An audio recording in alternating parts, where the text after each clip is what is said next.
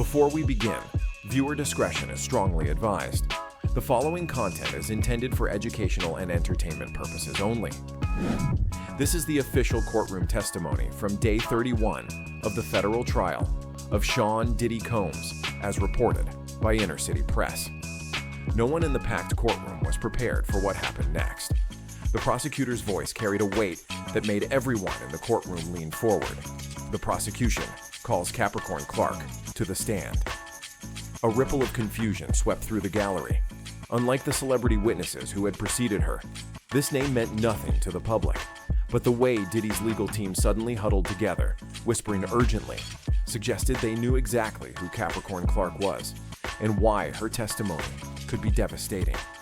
The woman who entered through the witness room door looked like she'd stepped out of a corporate boardroom rather than a criminal trial. Mid-30s, impeccably dressed in a charcoal gray suit, carrying herself with the precise posture of someone who had spent years managing chaos while maintaining an appearance of perfect control. Capricorn Clark had been Sean Combs' executive assistant for 7 years from 2015 to 2022. She had managed his calendar, coordinated his travel, handled his communications, and as the prosecution was about to reveal, documented everything with the meticulous attention to detail that had made her invaluable to one of the most powerful men in entertainment. As she took the witness stand, she placed a thick leather portfolio on the rail in front of her. Unlike 50 Cent's collection of screenshots and handwritten notes, this portfolio looked like evidence from a corporate investigation labeled tabs, printed emails, spreadsheets, and what appeared to be hundreds of pages of official documentation. She adjusted the microphone with the same efficiency she had once used to manage Diddy's empire, looked directly at the jury, and spoke in the clear professional tone of someone who had spent years translating chaos into order. Your Honor, I worked for Sean Combs for 7 years. I saw everything, documented everything, and kept quiet about everything until now. Capricorn Clark's testimony began not with dramatic revelations, but with a methodical explanation of how Sean Combs' legitimate business empire functioned as cover for criminal activity. My official title was Executive Assistant to the CEO. She explained, opening her portfolio to the first section. But in reality, I was the operational manager of a complex system designed to facilitate Mr. Combs' personal activities while maintaining plausible deniability for his business interests. She pulled out an organizational chart that looked like something from a Fortune 500 company. Mr. Combs maintained separate operational structures for his legitimate businesses: Bad Boy Records, Sean John Clothing, Ciroc Partnerships, and what he called his private ventures. My job was to ensure these structures never officially intersected. The prosecutor asked, "Can you explain what you mean by private ventures?" Clark's response was delivered with the same tone she might have used to explain quarterly earnings. Mr. Combs hosted approximately 24 private events per year at various locations. These events were not connected to any of his official business entities. They had separate budgets, separate vendor relationships, separate guest lists, and separate purposes. She described her role as operational coordinator for these events. I would handle logistics, venue selection, catering, security, transportation, accommodations. But I was also responsible for what Mr. Combs called discretion management. The courtroom was silent as she explained this euphemism. Discretion management involved ensuring that all participants signed comprehensive, non-disclosure agreements, that no unauthorized recording devices were present, that guest lists remained confidential, and that any incidents were handled internally rather than through official channels. Clark pulled out a thick folder labeled Event Protocols. These are the standard operating procedures I developed for Mr. Combs' private events. Every detail was planned, every contingency was anticipated, every risk was managed. But as her testimony would reveal, managing those risks often meant becoming complicit in covering up criminal activity.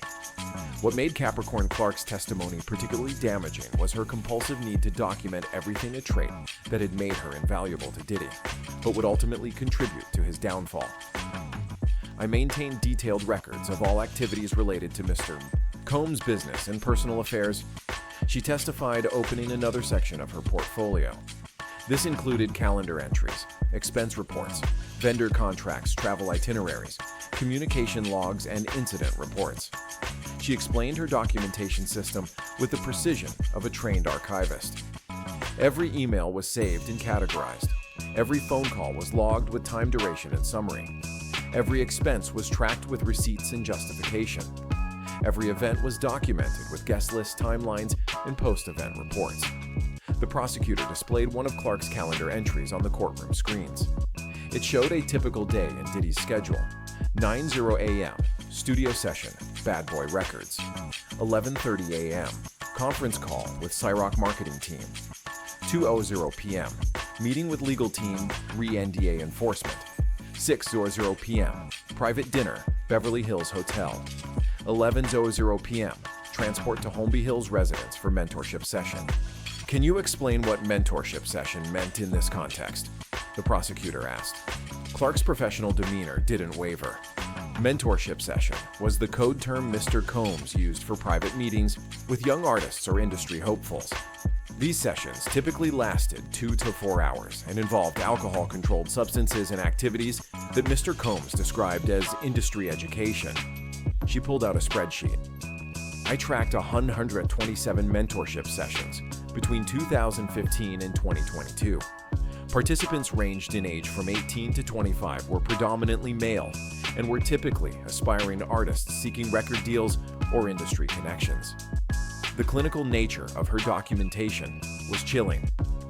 I maintained files on each participant, including basic biographical information, contact details, NDA status, and what Mr. Combs called development notes, his assessment of their potential value to his various enterprises. But the most disturbing aspect of her system was what she called incident tracking.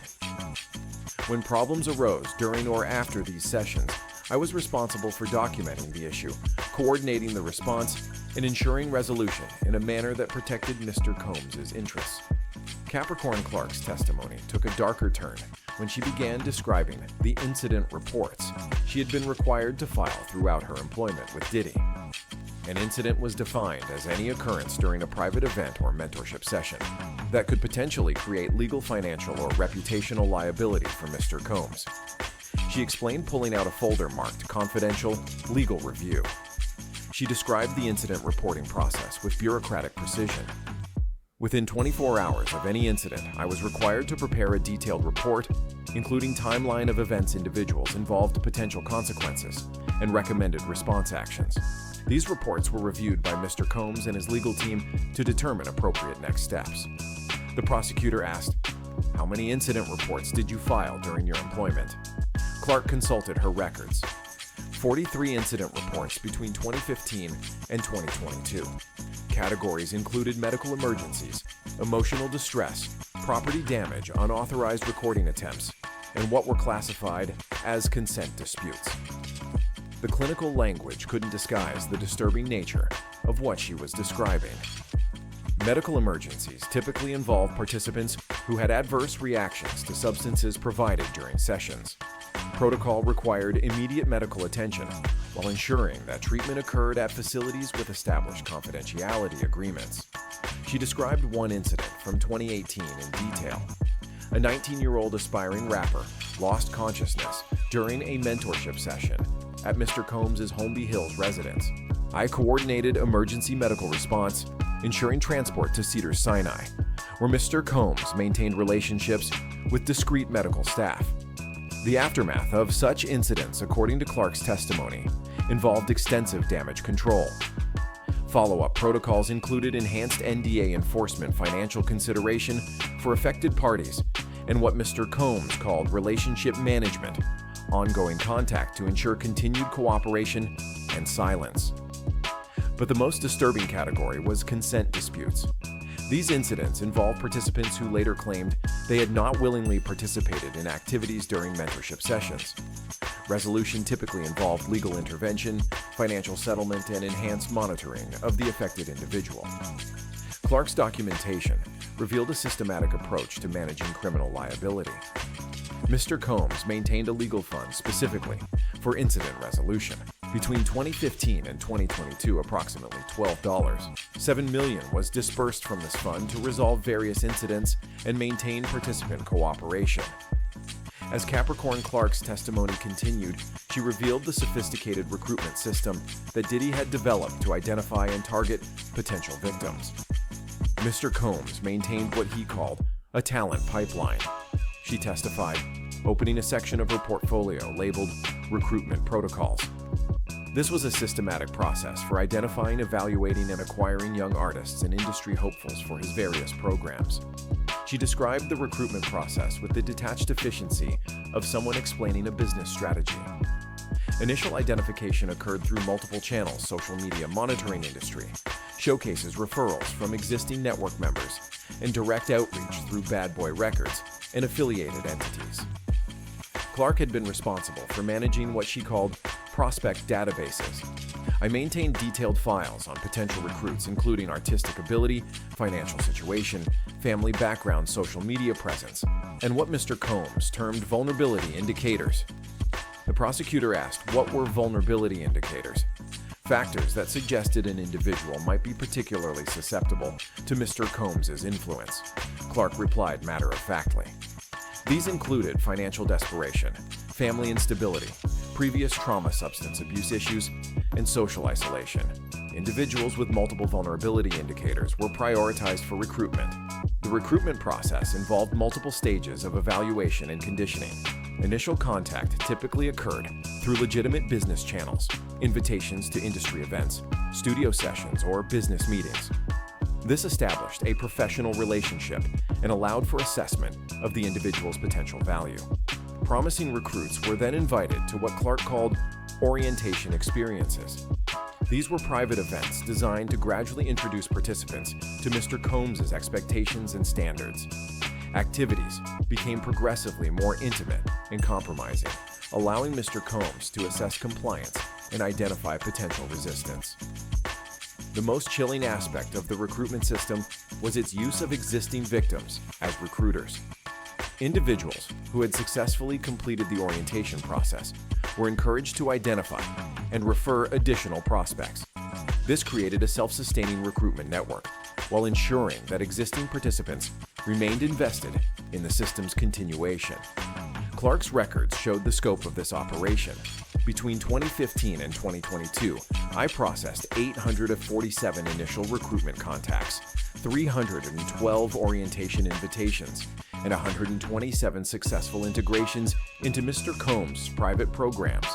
Capricorn Clark's testimony revealed the complex financial systems that Diddy had developed to fund his criminal activities, while maintaining separation from his legitimate business interests. Mr. Combs maintained multiple financial structures to support his private operations. She explained pulling out a folder of bank statements and financial records. These included shell companies, offshore accounts, cash management systems, and what he called favor banking. She described her role as financial coordinator for these systems. I was responsible for processing payments, managing cash flows, tracking expenses, and ensuring that all financial activities remained separate from Mr. Combs' official business entities. The scale of the financial operation was staggering. Annual expenditures for private operations averaged $8.2 million between 2015 and 2022. Major expense categories included venue rentals, security services, transportation, medical services, legal fees, and participant compensation. Clark explained the participant compensation system with clinical precision. Individuals involved in Mr. Combs' programs received various forms of financial consideration, including direct payments, career opportunities, luxury goods, and what were termed loyalty bonuses for continued cooperation and discretion. But the most sophisticated aspect of the financial system was what she called liability management. Mr. Combs maintained separate accounts specifically for incident resolution legal settlements and what he termed relationship maintenance, ongoing payments to ensure continued silence from former participants. The prosecutor asked, "Did you ever question the legality of these financial arrangements?" Clark's response revealed the psychological conditioning that had kept her compliant for years. Mr. Combs framed all activities as legitimate business operations. He emphasized that the entertainment industry operated by different rules, that privacy and discretion were essential for protecting artistic creativity and business relationships. She described being gradually drawn into more compromising activities. Initially, I was only handling standard administrative tasks, scheduling travel arrangements, basic financial coordination. But over time, my responsibilities expanded to include more sensitive activities. Each step seemed like a natural progression of my professional duties. The financial records Clark had maintained would prove crucial to the federal case. I documented every transaction, every payment, every expense. At the time, I thought I was protecting Mr. Combs by maintaining accurate records. I didn't realize I was creating evidence of a criminal enterprise. Capricorn Clark's testimony reached its emotional peak as she described the incident that finally forced her to confront the true nature of her employer's activities. March 15, 2022. She said her professional composure cracking slightly. I received a call at 3:17 a.m. from security at Mr. Combs' Holmby Hills residence. There had been what they termed a serious incident during a mentorship session. She described arriving at the residence to find paramedics treating a young man who appeared to be in severe distress. The participant was approximately 20 years old, an aspiring singer from Atlanta who had been invited to Los Angeles for what he believed was a recording opportunity. Clark's voice grew quieter as she continued. The young man was conscious but clearly traumatized. He kept asking for his mother, saying he wanted to go home, that he hadn't agreed to what had happened to him. The incident required the full deployment of Diddy's damage control protocols. I coordinated medical treatment, legal intervention, and family communication. The participant's mother was told that her son had suffered a reaction to medication and would be receiving treatment at a private facility. But something about this particular incident affected Clark differently than the others. Maybe it was his age, or the way he kept asking for his mother, or the fact that I had a younger brother the same age. For the first time in 7 years, I couldn't maintain my professional detachment. She described the aftermath of the incident with visible emotion. The young man was hospitalized for 3 days. During that time, I was responsible for managing his communication with family, coordinating legal agreements, and ensuring his cooperation with our version of events. The participant eventually signed an NDA and accepted a financial settlement, but the psychological damage was evident. When he was discharged, he was a different person. Withdrawn, fearful, broken. I realized that all my professional efficiency, all my careful documentation, all my operational excellence had been in service of destroying someone's child. That realization marked the beginning of Clark's transformation from enabler to whistleblower. I started questioning everything I had done, every system I had built, every incident I had managed. I realized that I hadn't been protecting a business, I had been facilitating a criminal enterprise. Capricorn Clark's decision to cooperate with federal investigators wasn't immediate or easy, according to her testimony. It was the result of months of internal struggle and careful planning. After the March 2022 incident, I couldn't continue pretending that what I was doing was legitimate business administration, she testified. But I also couldn't simply quit and walk away. I knew too much had documented, too much was too deeply implicated in the operation. She described beginning to secretly copy and preserve evidence while continuing to perform her duties. I started making duplicate copies of financial records, incident reports, communication logs, and operational documents. I told myself I was just creating backup files, but I knew I was really building an insurance policy. The decision to contact federal authorities came after another disturbing incident in late 2022. A former participant contacted me directly bypassing Mr. Combs' legal team. He was threatening suicide, saying he couldn't live with what had been done to him, that he needed someone to acknowledge what had happened. Clark's response to this call marked her final break with Diddy's organization. Instead of following protocol and referring him to our legal team, I spent 2 hours on the phone with him. I listened to his story, validated his experience, and encouraged him to seek professional help from sources outside Mr. Combs' network. That conversation convinced her that cooperation with law enforcement was not just an option, it was a moral obligation. I realized that my silence was enabling continued harm to vulnerable people. Every day I delayed coming forward was another day someone else could be victimized. The process of approaching federal investigators required careful planning. I couldn't simply walk into an FBI office with boxes of documents. I needed to ensure my own safety, protect my evidence, and coordinate my cooperation in a way that would be most useful to investigators. Clark described reaching out through an intermediary, a former federal prosecutor, who had become a private attorney. I needed someone who could facilitate initial contact while protecting my identity until I was ready to make a formal statement. The decision came with significant personal costs. I knew that cooperating would end my career in the entertainment industry, expose me to legal liability, and put me at risk of retaliation from Mr. Combs and his associates. But the alternative, continued silence, had become unacceptable. I had spent 7 years building systems to protect a predator. The least I could do was spend whatever time I had left trying to stop him. The scope and detail of Capricorn Clark's documentation became clear as she described the evidence she had preserved and provided to federal investigators. Over 7 years, I maintained comprehensive records of all aspects of Mr. Combs' operations. She testified gesturing to her portfolio. This included over 10,000 emails, 500 hours of recorded phone calls, 200 incident reports, financial records totaling $57 million in transactions, and operational documents detailing every aspect of his criminal enterprise. She described her documentation system as inadvertent evidence collection. I was trained to document everything for business protection and operational efficiency. I never intended to create evidence of criminal activity, but that's exactly what I did. The financial records were particularly damning. I have documentation of payments to over 300 individuals for various forms of cooperation and discretion. These payments totaled approximately $23 million between 2015 and 2022.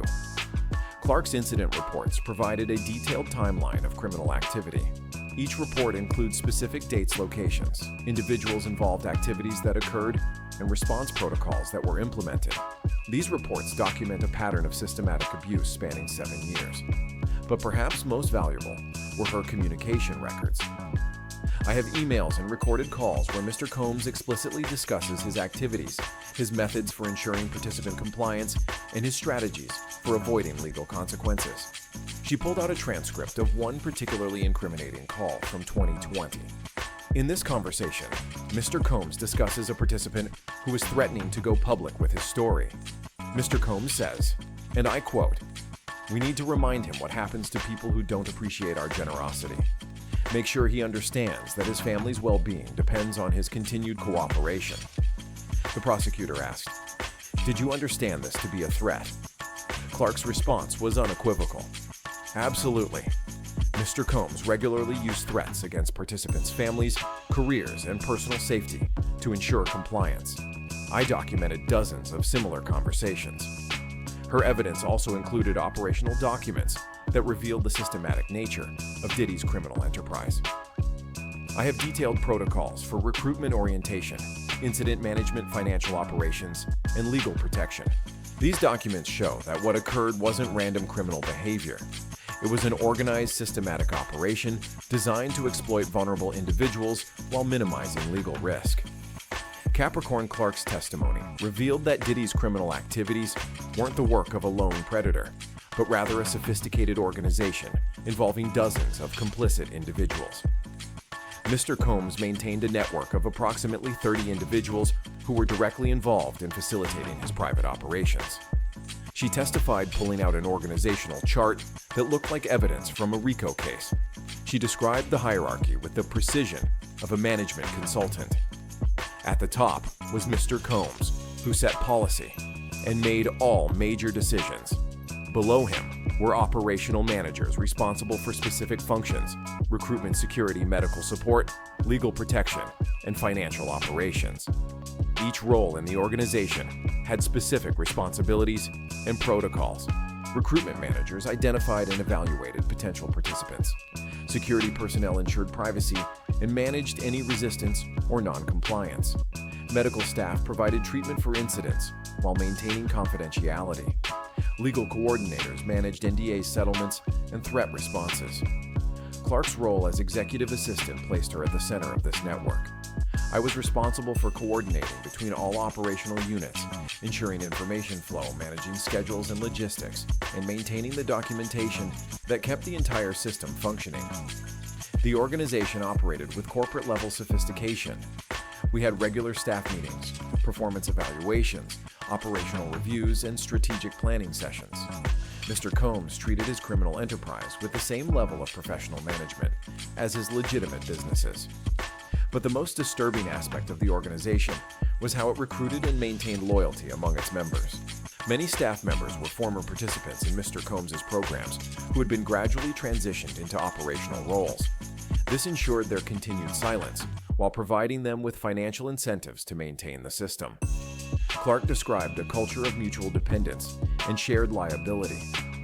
Everyone in the organization had compromising information about everyone else. This created a web of mutual protection, where exposing Mr. Combs would mean exposing yourself and your colleagues. The organization also maintained relationships with external service providers who were aware of the true nature of their work. We had established relationships with medical facilities, legal firms, security companies, and financial institutions that provided services while maintaining discretion about the circumstances requiring those services. As Capricorn Clark's testimony continued, she provided insight into the psychological methods Diddy used to maintain control over his organization and his victims. Mr. Combs was extremely sophisticated in his understanding of human psychology, she testified. He used a combination of financial incentives, social pressure, graduated compromise, and fear to ensure compliance from everyone in his network. She described her own gradual conditioning with clinical detachment. When I was first hired, my duties were entirely legitimate standard executive assistant responsibilities for a successful entertainment mogul. But over time, my role expanded to include more questionable activities. The expansion of responsibilities was carefully managed. Each new duty was presented as a natural progression of my existing role, a sign of Mr. Combs' growing trust in my abilities. By the time I was coordinating criminal activities, it felt like a normal part of my job. Clark explained how this gradual compromise was used throughout the organization. New staff members always started with legitimate responsibilities. Only after they had demonstrated loyalty and discretion were they introduced to more sensitive activities. By then, they were already financially dependent on their positions and psychologically invested in the organization's success. The conditioning extended to victims as well. Participants in Mr. Combs' programs were gradually introduced to increasingly compromising situations. What began as legitimate business meetings or social events would slowly evolve into situations where boundaries were crossed and consent was compromised. Diddy used a combination of rewards and punishments to maintain control. Compliance was rewarded with career opportunities, financial benefits, and access to exclusive social circles. Resistance was met with social isolation, financial pressure, and increasingly explicit threats. Clark described the psychological impact of this system on herself and others. After years of operating in this environment, your sense of normal becomes completely distorted. Activities that would have horrified you initially become routine administrative tasks. You lose perspective on the moral and legal implications of your actions. The most insidious aspect of the conditioning was how it created a sense of shared responsibility. Mr. Combs made sure that everyone in the organization felt complicit in its activities. This created a powerful incentive to protect the system, because exposing it would mean exposing your own participation. Capricorn Clark's testimony reached its climax as she described her final interaction with Sean Combs before leaving his organization and cooperating with federal investigators. December 15, 2022. She said, her voice steady, but carrying the weight of that memory. I submitted my resignation letter to Mr. Combs. I had already been secretly cooperating with federal investigators for 2 months, but he didn't know that yet. She described the resignation meeting as surreal. Mr. Combs was initially surprised, then concerned, then angry. He asked if I was unhappy with my compensation, if I had received a better offer elsewhere, if there were any problems he could resolve. When Clark indicated that her decision was final, Diddy's approach changed. He became very serious, very focused. He reminded me of all the confidential information I had access to, all the NDAs I had signed, all the legal obligations I had regarding discretion and loyalty. The conversation quickly became a veiled threat. He said that people who had worked closely with him had a responsibility to protect not just his interests, but the interests of everyone in his network. He emphasized that betraying that trust would have serious consequences for everyone involved. Clark's response marked her final break with the organization. I told him that I understood my legal obligations, but that I also understood my moral obligations.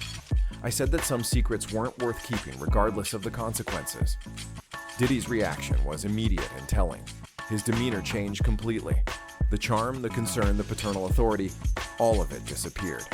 What was left was cold calculation and barely controlled rage. The final exchange, according to Clark's testimony, revealed Diddy's true nature. He looked at me and said, "You have no idea what you're walking away from, and you have no idea what you're walking into." It wasn't a warning, it was a threat. Clark left that meeting knowing that her cooperation with federal investigators was no longer just a moral choice, it was a matter of survival. I realized that Mr. Combs would never allow me to simply walk away with what I knew. He would either find a way to ensure my continued silence or find a way to eliminate the threat I represented. That realization accelerated her cooperation with law enforcement. I knew that my safety depended on getting my evidence into official hands as quickly as possible. Once federal investigators had my documentation, Mr. Combs couldn't simply make me disappear without drawing attention to exactly what he was trying to hide. As Capricorn Clark's testimony concluded, she addressed the personal and professional consequences of her decision to cooperate with federal investigators. Coming forward destroyed my career in the entertainment industry. She testified. Word spread quickly that I had cooperated with federal investigators against Sean Combs. No one in the industry would hire someone who had betrayed such a powerful figure. The financial impact was immediate and severe.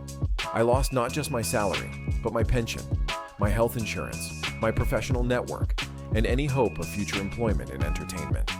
I went from making $300,000 per year to being essentially unemployable in my field. But the personal costs were even higher.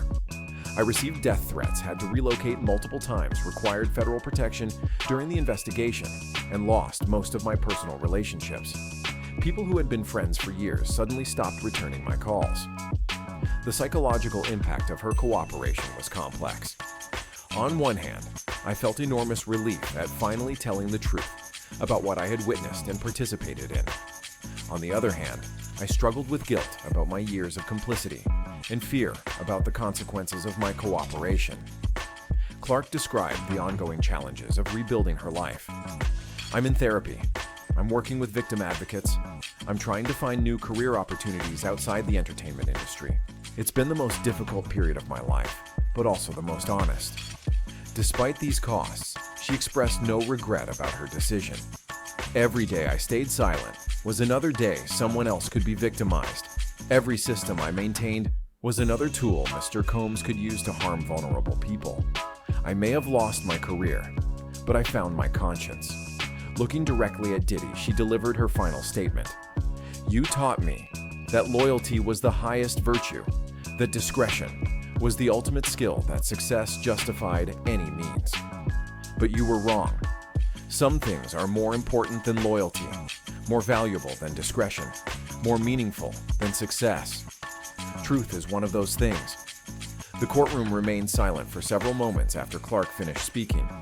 Her testimony had provided the most comprehensive inside view of Diddy's criminal organization, complete with documentation that would prove crucial to the federal case.